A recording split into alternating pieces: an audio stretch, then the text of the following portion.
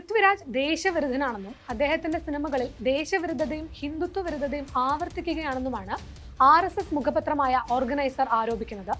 എമ്പുരാൻ റിലീസായതിനു ശേഷം ഇത് 7ാം തവണയാണ് ഓർഗനൈസർ ചിത്രത്തിനെതിരെ വിമർശനം ഉന്നയിക്കുന്നത്. ഇത് ആദ്യമായല്ല സംഘപരിവാറിനെ പൃഥ്വിരാജിന്റെ നിലപാടുകൾ ചൊടിപ്പിക്കുന്നത്. സമീപ വർഷങ്ങളിൽ പലതവണ സിനിമയ്ക്കകത്തും പുറത്തുമുള്ള പൃഥ്വിരാജിന്റെ നിലപാടുകൾ സംഘപരിവാർ കേന്ദ്രങ്ങൾക്ക് തലവേദനയായിട്ടുണ്ട്. 2019 പൗരത്വ ഭേദഗതി നിയമത്തിനെതിരായ പ്രതിഷേധത്തെ പൃഥ്വിരാജ് പിന്തുണച്ചതാണ് അതിലേറെ പ്രധാനപ്പെട്ട ഒന്ന്. പൗരത്വ ഭേദഗതി നിയമത്തിനെതിരെ രാജ്യം മുഴുവൻ പ്രതിഷേധമുയർന്ന നാളുകളായിരുന്നു അത്. അന്ന് ഡൽഹിയിലെ ജാമിയ മിലിയ ഇസ്ലാമിക സർവകലാശാലയിലെ വിദ്യാർത്ഥികൾ നടത്തിയ CAA വിരുദ്ധ പ്രതിഷേധത്തിനെതിരെ പോലീസ് കടുത്ത നടപടികളാണ് സ്വീകരിച്ചത്. 100 കണക്കിന് പോലീസുകാർ കോളേജ് അധികൃതരുടെ അനുമതിയില്ലാതെ ക്യാമ്പസിൽ പ്രവേശിച്ച് വിദ്യാർത്ഥികൾക്ക് നേരെ ലാത്തി വീശുകയും കണ്ണീർ വാതകം പ്രയോഗിക്കുകയും ചെയ്തു. പോലീസ് വിദ്യാർത്ഥികളെ മർദ്ദിക്കുന്നതിന്റെ ദൃശ്യങ്ങൾ വാർത്താമാധ്യമങ്ങൾ സംപ്രേഷണം ചെയ്തു. ഇതോടെ വിദ്യാർത്ഥികൾക്ക് പിന്തുണയുമായി രാഷ്ട്രീയ, സാംസ്കാരിക, സിനിമാ മേഖലയിലുള്ള നിരവധി പേർ രംഗത്തെത്തി. അന്ന് വിപ്ലവം എപ്പോഴും സ്വന്തം നാട്ടിൽ നിന്ന് തന്നെ ഉണ്ടാകുന്നതാണ് എന്നാണ് വിദ്യാർത്ഥികളുടെ ചിത്രങ്ങൾ ഫേസ്ബുക്കിൽ പങ്കുവച്ചുകൊണ്ട് പൃഥ്വിരാജ് പ്രതികരിച്ചത്. പൗരത്വ ഭേദഗതി നിയമത്തിനെതിരെ സംസാരിക്കുന്നവരെല്ലാം രാജ്യവിരുദ്ധരാക്കുന്ന സംഘപരിവാർ അത്തരമൊരു ചാപ്പ അന്ന് പൃഥ്വിരാജിനും നൽകിയിരുന്നു. എമ്പുരാൻ റിലീസിന് പിന്നാലെ പൃഥ്വിരാജ് സിനിമകളിലൂടെ ഭീകരവാദത്തിന് വെള്ള പൂശുന്നുവെന്ന് ഓർഗനൈസർ ആരോപിക്കുമ്പോൾ അവർ ഒപ്പം ചേർത്തു പറയുന്നത് പൃഥ്വിരാജ് ലക്ഷദ്വീപ് ക്യാമ്പയിനു പിന്നിൽ പ്രവർത്തിച്ചയാളാണ് എന്നതാണ്. തങ്ങളുടെ ജീവിതം ഞെരുങ്ങിപ്പോയ ഒരവസ്ഥയിൽ ലക്ഷദ്വീപിലെ ജനങ്ങൾ മുഴുവൻ അണിനിരന്ന ഒരു പ്രതിഷേധത്തിന് പിന്തുണ അറിയിച്ചതിന്റെ പേരിലാണ് പൃഥ്വിരാജിനെതിരെ RSS ഈ ആരോപണങ്ങൾ ഉന്നയിക്കുന്നത്. എന്തായിരുന്നു 2021 ലക്ഷദ്വീപിൽ നടന്നത്? 2021 ലക്ഷദ്വീപ് അഡ്മിനിസ്ട്രേറ്റർ പ്രഫുൽ ഘോഡ പട്ടേൽ നടപ്പിലാക്കിയ ചില നടപടികൾക്കെതിരെ ശക്തമായ പ്രതിഷേധം ഉയർന്നിരുന്നു.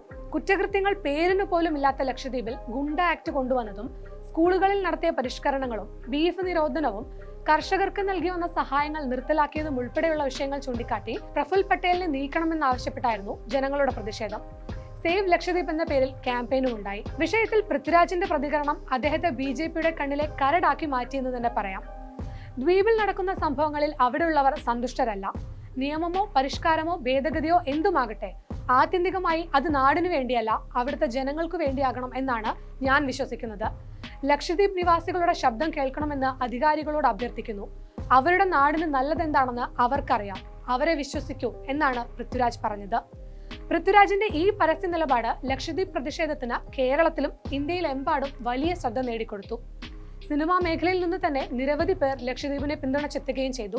ലക്ഷദ്വീപിലെ ജനങ്ങൾ കേന്ദ്ര സർക്കാരിനെതിരെ നടത്തിയ ആ പ്രതിഷേധത്തിന് പൃഥ്വിരാജിലൂടെ ലഭിച്ച വിസിബിലിറ്റിയാണ് അന്ന് സംഘപരിവാറിനെ അസ്വസ്ഥമാക്കിയത്.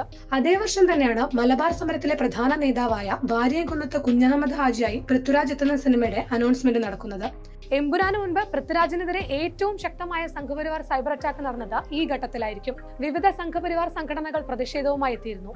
പിന്നീട് നിർമ്മാണവുമായി ബന്ധപ്പെട്ട ചില അഭിപ്രായ വ്യത്യാസങ്ങൾ മൂലം സിനിമ ഉപേക്ഷിക്കപ്പെട്ടെങ്കിലും വാര്യംകുന്നനെയോ ആ സിനിമയെയോ പൃഥ്വിരാജ് തള്ളിപ്പറഞ്ഞിരുന്നില്ല.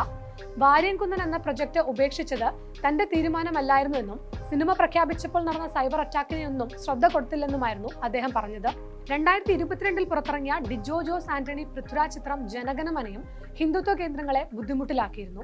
അതിന്റെ പ്രധാന കാരണം ചിത്രത്തിൽ കേന്ദ്ര കഥാപാത്രത്തെ അവതരിപ്പിച്ച പൃഥ്വിരാജിന്റെ ഡയലോഗുകളായിരുന്നു. ഗാന്ധിയെ കൊന്നതിന് 2 പക്ഷമുള്ള നാടാ സാറേ ഇത് എന്ന മാസ് ഡയലോഗുമായി എത്തിയ ചിത്രം ജനാധിപത്യ വിരുദ്ധതയ്ക്കും ഫാസിസത്തിനുമെതിരെ ശക്തമായ നിലപാടാണ് സ്വീകരിച്ചത്. പ്രതിഷേധിക്കുന്നവരെ രാജ്യദ്രോഹികളായും ക്രിമിനലുകളായും മുദ്രകുത്തുന്ന പ്രവണതയെയും ചിത്രം ചോദ്യം ചെയ്തു. ഇവിടെ നോട്ടും നിരോധിക്കും, വേണ്ടിവന്നാൽ വോട്ടും നിരോധിക്കും.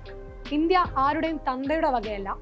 ഒരു പട്ടിയെ കൊന്നാൽ മനുഷ്യൻ ചോദിക്കാൻ എത്തുന്ന നാട്ടിൽ മനുഷ്യനെ കൊന്നാൽ ചോദിക്കാൻ ഒരു പട്ടി പോലും വരില്ലെന്ന വിശ്വാസമാണ് നമ്മുടെ നാട്ടിലെ രാഷ്ട്രീയ അവബോധം. കാരണം ഇവിടെ ചോദ്യം ചോദിക്കുന്നവരെ നിശബ്ദരാക്കുകയാണ് തുടങ്ങിയ കുറുക്കിക്കൊള്ളുന്ന ഡയലോഗുകൾ പറഞ്ഞത് പൃഥ്വിരാജ് തന്നെയായിരുന്നു. 2014 BJP കേന്ദ്രത്തിൽ അധികാരത്തിലെത്തിയ ശേഷം ഇന്ത്യയിലുണ്ടായ സംഭവ വികാസങ്ങളും അതിൽ കേന്ദ്ര സർക്കാരിനും പാർട്ടിക്കുമെതിരെ ഉയർന്ന വിമർശനങ്ങളുമായിരുന്നു ഈ ഡയലോഗുകളിൽ വ്യക്തമായത്. ആ സിനിമയ്ക്കും പൃഥ്വിരാജ് കഥാപാത്രത്തിനും കേരളത്തിനകത്തും പുറത്തും കിട്ടിയ സ്വീകാര്യതയും സമൂഹ മാധ്യമങ്ങളിൽ സിനിമയിലെ രംഗങ്ങൾ ഇന്നും വൈറലായി തുടരുന്നതും സംഘപരിവാറിന്റെ അമർഷത്തിന് കാരണമാകുന്നുണ്ട്. സംഘപരിവാറിന് മാത്രമല്ല, അധികാര കേന്ദ്രങ്ങളോടെല്ലാം പലപ്പോഴും എതിർനിലപാട് പൃഥ്വിരാജ് സ്വീകരിച്ചിട്ടുണ്ട്. സിനിമയിലേക്ക് എത്തിയ നാളുകൾ മുതൽ അദ്ദേഹം പല വിധത്തിലുള്ള ബഹിഷ്കരണങ്ങളും ഹെയ്റ്റ് ക്യാമ്പയിനുകളും അധിക്ഷേപങ്ങളും നേരിട്ടിട്ടുണ്ട്. 2017 നടി ആക്രമിക്കപ്പെട്ട സംഭവത്തിൽ സിനിമാ മേഖലയിലെ അതികായന്മാരുൾപ്പെടെ നിശബ്ദമായി നിന്ന സമയത്ത് അവർ തന്റെ സുഹൃത്താണെന്ന് പറഞ്ഞുകൊണ്ട് അതിജീവിതയ്ക്കൊപ്പം പൃഥ്വിരാജ് നിലകൊണ്ടിരുന്നു. ഇപ്പോൾ വീണ്ടും ഒരിക്കൽ കൂടി അധികാര കേന്ദ്രങ്ങളുടെ എതിർചേരിയിൽ എത്തിയിരിക്കുകയാണ് പൃഥ്വിരാജ്.